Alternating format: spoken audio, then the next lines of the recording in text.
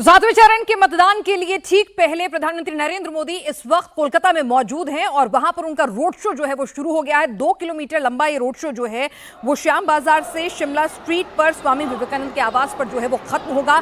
और यहां पर प्रधानमंत्री नरेंद्र मोदी की पूरी कोशिश है कि यहां पर जो 9 सीटें हैं जो सातवें चरण में जिन पर मतदान होने जा रहा है, वहां पर जिन सीटों में जीत हार का मार्जिन लाख सवा लाख के करीब रहा है, ऐसी 4 सीटें हैं, तो कम से कम यहां पर बीजेपी अभी तक शून्य है। अगर सातवें फेज की 9 सीटों की बात की जाए तो शून्य है।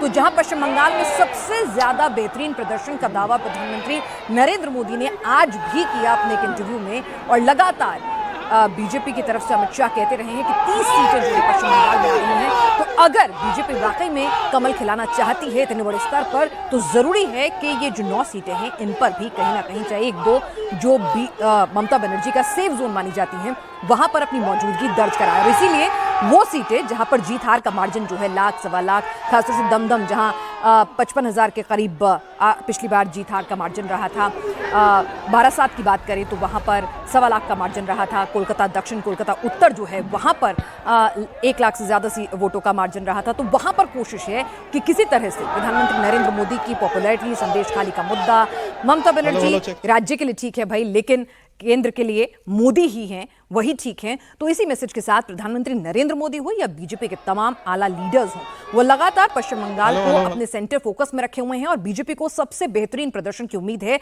तो वो यही पश्चिम बंगाल से है। आज भी प्रधानमंत्री नरेंद्र मोदी ने इसे दोहराया और उनका कहना है कि इस चुनाव से पश्चिम बंगाल के जो डायनेमिक्स हैं, वोट डायनेमिक्स, वो पूरी तरह से बदल जाएंगे। पिछले विधानसभा में 3 से 80 पार किए और अब की बार जो है वो सबसे बड़ी पार्टी के तौर पर बनकर उभरेंगे और पश्चिम बंगाल की राजनीति को जो है वो टर्न आउट कर देंगे। आपको बता दें 2014 में जैसे ही सत्ता में बीजेपी आई थी, तभी से उसका फोकस पश्चिम बंगाल पर बहुत ज्यादा रहा था और लगातार अपनी पैच बनाने में कामयाब रही। हमारे साथ अमित पालित इस वक्त जुड़ चुके हैं। अमित पालित, कोलकाता दक्षिण, कोलकाता उत्तर, ये 2 सीटें जो है इन्हें टारगेट करने की कोशिश होगी प्रधानमंत्री नरेंद्र मोदी की इस रोड शो के जरिए। दोपहर में ममता बनर्जी ने अपनी ताकत दिखाई और अब मोदी यहां पर है।